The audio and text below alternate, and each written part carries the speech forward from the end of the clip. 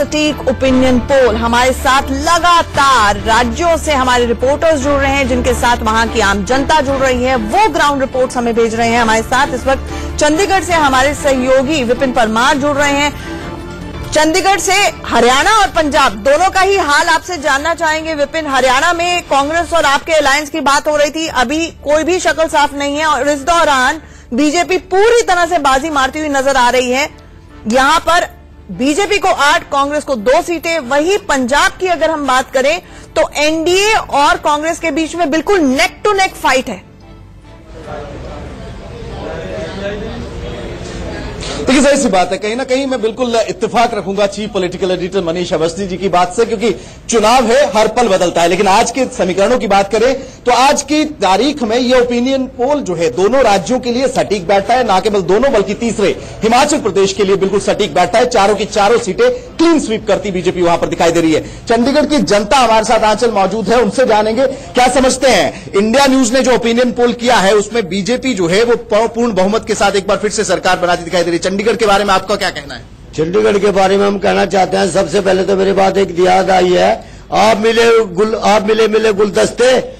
हमारी बात कहने से पहले सभी राजनीति को हाथ जोड़ के हमारी नमस्ते। हम कहना चाहते हैं चंडीगढ़ के बारे में, हमारे प्रदेश के प्रधानमंत्री भी बोलते हैं कि जी सबका साथ सबका विकास। वाल्मीकि कास्ट का कैसे विकास हो रहा? जो हमारे यहाँ डेथ केस हो जाती है उसकी नौकरी बंद कर दी गई। वाल्मीकि कास्ट चंडीगढ़ में बिल्कुल खत्म कर दी गई। हमारे आप क्या कहना चाहेंगे, क्या समझते हैं कि 2019 के रण में क्या समझती है चंडीगढ़ की जनता? चंडीगढ़ जनता बिल्कुल बीजेपी मोदी को जिताएगी। मोदी ने जो काम करे, ये स्ट्राइक करी है पुलवामा, जो आज तक 17 सालों से कांग्रेस ने नहीं करी है। मैं 100% लोगों को अपील करूंगी, next time we are born to Modi. आप क्या चाहते हैं सर? आप क्या चाहते हैं? सर, हम तो बहुत अच्छा चाहते हैं, कांग्रेस आनी चाहिए जी। हमारे को घर मकान भी दिया, हमारे को रोजगार भी दिया, और कम से कम भी हमारे 1900 बंदे थे जिस टाइम पे हम रोजगार में थे। हमारे मम्मी पापा भी जो भी थे रोजगार में, आज 1100 बंदे सारे रह रहे हैं। क्या हमारी चंडीगढ़ के लिए कर रहे हैं? कहते हैं चंडीगढ़ 1 नंबर पे आनी चाहिए। चंडीगढ़ कैसे 1 नंबर पे आ जाएगी?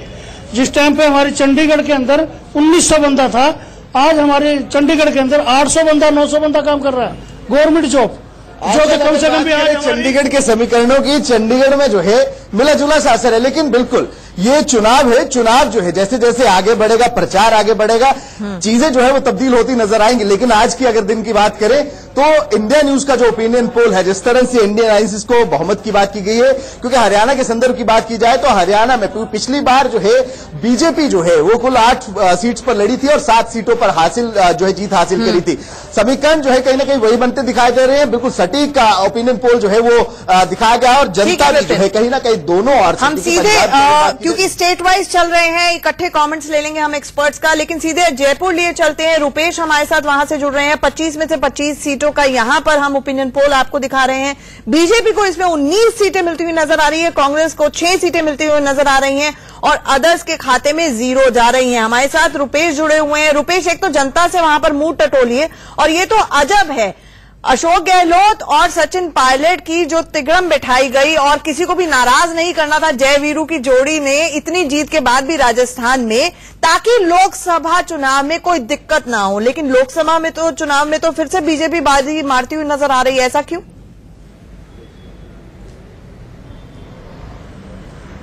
जी बिल्कुल ठीक कहा आपने। लोकसभा चुनाव में इस बार जो राजस्थान की जो सियासी गणित है उसमें बीजेपी बढ़त बनाती हुई दिखाई दे रही है। जहां पिछले बार भारतीय जनता पार्टी ने क्लीन स्वीप कर दिया था, 25 के 25 सीटें जीती थी, लेकिन इस बार जो कांग्रेस की सीटें हैं वो कुछ आती हुई नजर आ रही हैं। इस वक्त हमारे साथ कई लोग जुड़े हुए हैं। क्या लगता है आपको, कैसा रहेगा इस बार जनता का मूड? किसकी सरकार बनने जा रही है? राजस्थान में किसकी सरकार बनने जा रही है? राजस्थान के बारे में तो मैं नहीं बता सकता हूँ। किसके बारे में बता? पूरा भारत के बारे में बता सकता हूँ। हाँ। पूरा भारत में दोबारा मोदी जी आ सकता है। दोबारा मोदी जी आएंगे। आपको क्या लगता है कैसा रहेगा मिजाज इस बार? बीजेपी आएगी सर दोबारा। बीजेपी क्यों? क्या कारण है इसके पीछे? कांग्रेस का देख लो ना, अब क्या काम चल रहा है, कुछ नहीं है, मोदी ही आएगा। तो क्या कांग्रेस के कामों से आप खुश नहीं है? नहीं है सर। आपको क्या लगता है कैसा रहेगा इस बार देश का मिजाज? 2019 के आम चुनाव के परिणाम कैसे रहने वाले हैं? बीजेपी के अंदर रहने वाले हैं। बीजेपी के रहने वाले हैं। और भी लोग हैं हमारे साथ। आपको क्या लगता है कैसा रहेगा मिजाज इस बार? अभी कांग्रेस की सरकार बनेगी और राहुल जी प्रधानमंत्री बनेंगे और कांग्रेस का बहुत अच्छी नीति है और अच्छे कार्य किए। 5 साल में जो भी बीजेपी ने कार्य किए उससे जनता कोई भी खुश नहीं है। रुपेश, जो भी अभी भाई बोले उन्होंने भी इनके अगर दिल पे हाथ रख के बोलेंगे रुपेश, अगर आप तक हमारी आवाज पहुंच रही है तो मनीष भाई यहाँ से सवाल पूछना चाहते हैं। मतलब गरीब लोग जी बताए। रुपेश, ये बताइए, जो रुझान और जो आंकड़े दिख रहे हैं, जो सर्वे में आंकड़े सामने आए हैं, इसमें क्या कांग्रेस का जादू खत्म हो गया?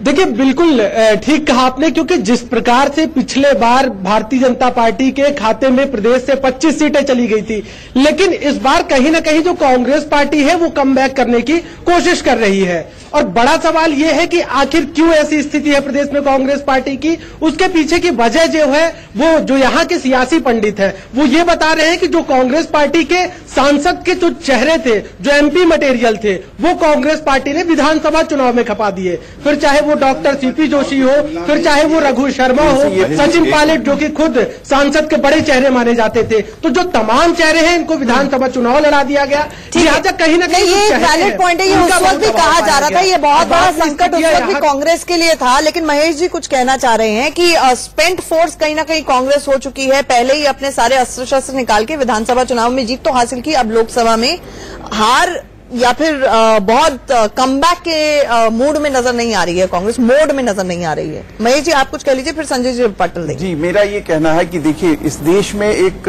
जो राजनीतिक रूप से ये जो जाति, संप्रदाय और वर्ग का एक गठबंधन बना के और जिस तरह से ये प्लान करके और मोदी जी को हराने की एक जो बात कही जा रही थी, वो मैं आपको बता दूं कि इस बार के चुनाव में ये आपको बिल्कुल देखने को नहीं मिलेगा। और इसी का ये कहीं ना कहीं मोदी देश नहीं है, देश से। संजय जी, आपने जब बोला था, मैं नहीं बोला था, और आप ध्यान से सुनिए, आपने 15 लाख की बात कही। आज तक अभी हम प्रतीक्षा, मैं आपको बता रहा हूँ 15 लाख आचार्य जी कर रहा है। 16 लोग गरीब जो है 15 लाख से अपनी बेटी की शादी करना चाह रहा था, घोषणा आज तक आपने दिया, आपको देना पड़ा। घोषणा पत्र कांग्रेस के आए 28 मुद्दे जिसके पैसे बर्बाद कर दिया। हमने घोषणा पत्र के जरिए संकल्प लिया है, ये वादा किए हैं, 85% कर दिया, 85% लोगों को पैसा आपको किसी रूप में कार्यालय योजना हो, पूरे देश में हर जगह हो, भाजपा के कार्यालय बनाने में पैसा खर्चा कर दिया,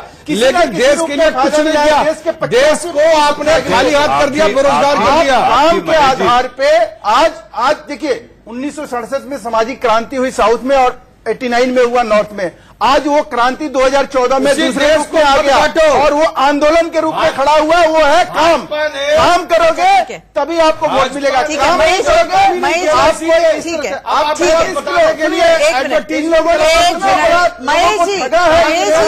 पाकिस्तान को एक मिनट, आप दोनों को देखिए, आप ज्यादा हो गया, आप दोनों एक तरह के लोग चाहिए। मनीष भाई आप कमेंट करना चाहते हैं?